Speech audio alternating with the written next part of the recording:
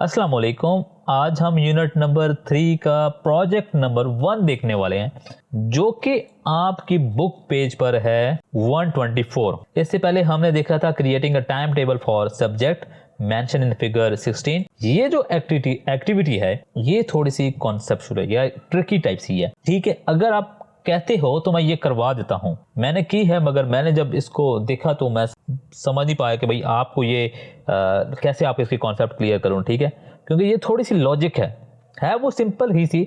Loop के अंदर loop चल रहा है। ठीक है, जो आपने नेस्टेड लूप का कॉन्सेप्ट पढ़ा होगा ना, याद होगा, तो नेस्टेड लूप का ये फॉर लूप के अंदर एक और फॉर लूप चलाया हुआ है। तो मगर ये है कि मुझे लगा था कि शायद आपको ये ना समझ आए, तो अगर आप चाहते हो तो मैं करवा दूंगा, ऐसा प्रॉब्लम नहीं है।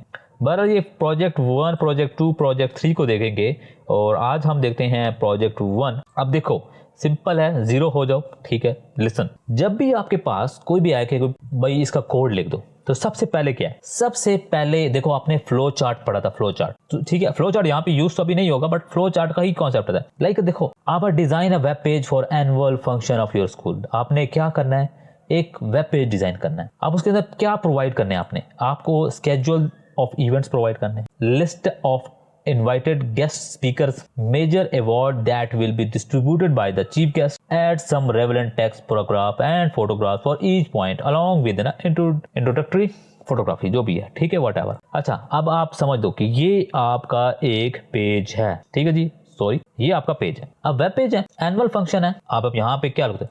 आप लिख सकते हो कि ये भाई एनुअल हमारा ये फंक्शन है। मैं टेक्स्ट वैसे ही रफ लिख रहा हूँ, बट आपने फोकस नहीं करना चाहिए। देखो, ये आपका एक एनुअल फंक्शन आपने लिख दी हेडिंग। ठीक है, अब हेडिंग आपको पता है कि हेडिंग की 6 वो होती हैं, टाइप्स होती हैं, 6 होती हैं। आप मर्जी है, आपकी हेडिंग 1 यूज करते हो, हेडिंग 6 यूज करते हो, सिर्फ साइज का फर्क होता है। जो आपको सूट करेगा वो आपने यूज कर लेनी है। उसके बाद कहता है स्केड्यूल ऑफ इवेंट्स। आप एक और हेडिंग यूज करोगे। ठीक है, हेडिंग लिख सकते हो इस तरह से, और यहाँ पे नंबर 1, नंबर 2, नंबर 3 या डॉटेड या बुलेट फॉर्म में होता, उस तरह कर सकते हो कि जी एक हमारा इवेंट है 12 बजे, 15 बजे, मतलब डिफरेंट टाइम लिख सकते हो, संडे मंडे, जो भी इस तरह से। उसके बाद है इनवाइटेड गेस्ट स्पीकर। आप एक और हेडिंग दोगे जिसमें लिखोगे जी हमारे ये वाले स्पीकर आ रहे वाले हैं। ठीक है, ऐसे उनके फिर नाम लिख सकते हो बुलेट फॉर्म में, जिस तरह भी आप लिखना चाहो। उसी तरह मेजर अवार्ड्स हैं, उसके बाद आप फिर हेडिंग दोगे कि जी भाई ये हेडिंग है और इसके ये वाले अवार्ड दिए जाएंगे। ठीक है, उसके बाद पूछ रहा कि जी आपने टेक्स्ट पैराग्राफ, यानी कि आप लिख सकते हो एनुअल फंक्शन 2020, 2030, 2040, वट एवर, जो भी लिखना चाहो। फोटोग्राफ्स, आप फोटोग्राफ्स ऐड कर सकते हो, इमेजेस लगाते हो,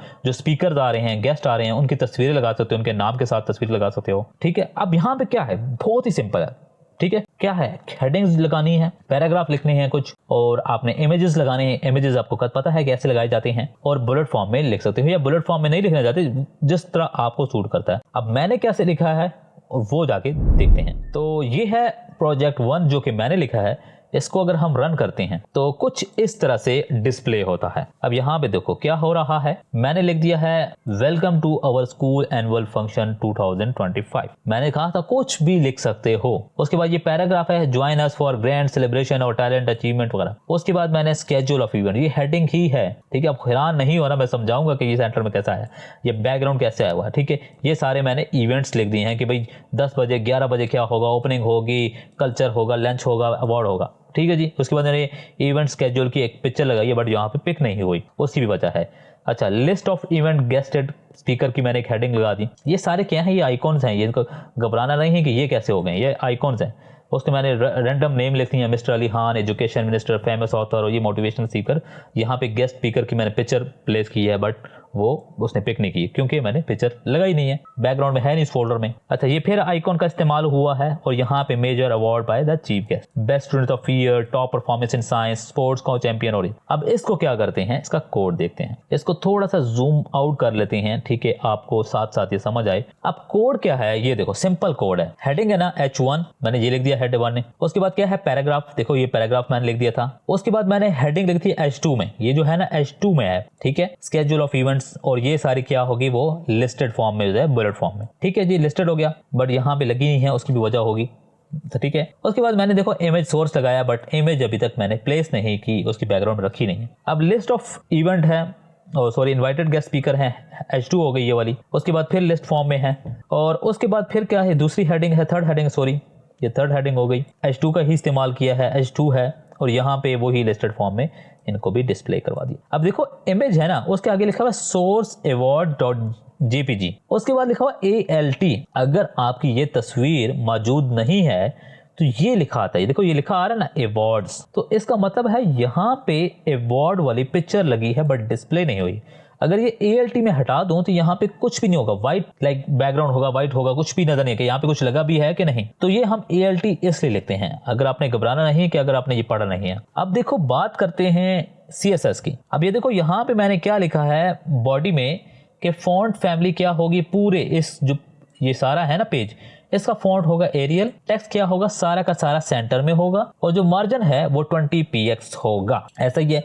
फिर मैंने कहा जो हेडिंग 1 है, ये वाली हेडिंग है, उसका कलर क्या होगा, ये वाला जो लाइक ब्लूइश टाइप सा है, ठीक है। उसके बाद बैकग्राउंड सॉरी H2 हमारे पास ये सारी H2 है, ये मैंने H2 में बनाई है। अब इसका मैंने क्या कहा है कि बैकग्राउंड क्या होगा, थोड़ा सा डार्क होगा, ग्रे टाइप सा होगा, ठीक है।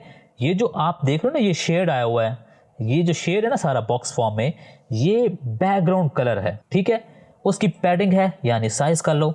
बॉर्डर रेडियस, अब बॉर्डर रेडियस क्या नहीं देख रहे हो आप, जूम करके देखो, ये थोड़ी सी ना साइड से कर्व है, ये उसका बॉर्डर रेडियस को डिफाइन करता है। अब लिस्ट स्टाइल क्या होगा, अब देखो ये जो मैंने आपको कहा था ना कि यहाँ पे वैसे तो मैं UL का इस्तेमाल ना बुलेट फॉर्म कर रहा हूँ, बट यहाँ पे बुलेट्स नहीं आ रहे। वो क्यों नहीं आ रहे, मैंने इसको कहा है कि आपने जो स्टाइल है वो नन है, पैडिंग है 0, फिर लिस्ट का क्या है, पैडिंग क्या है 5px, इनके दरमियान में जो गैप है ना ये वाला, ये जो होता है ये सारा देखो ये थोड़े सा गैप्स आ रहे हैं ना इनमें, ये क्या है, ये डिफाइन करता है। उसके बाद मैं इमेज भी मैंने उसकी भी CSS की है, मगर मैंने इमेज लगाई नहीं है, ठीक है। अब ये इमेज की सारी है कि उसकी चौड़ाई कितनी होगी, हाइट कितना होगा, बॉर्डर रेडियस क्या होगा, मतलब जो उसकी साइड से वो कर्व होना चाहिए, स्क्वायर में चाहिए, मार्जिन कितना होना चाहिए, ये चीज़ें। अब ये जो कोड है ना CSS, इसको समझने के लिए क्या है कि आप इन चीज़ों को चेंज करें, ये जो इनके आगे लिखी हुई है ये सारी वैल्यू, इन वैल्यूज को चेंज करें, तब आपके और ज्यादा कॉन्सेप्ट क्लियर होंगे। और यहाँ पे देखो ये जो ये बन के आया हुआ ना, ये जस्ट आइकॉन्स हैं।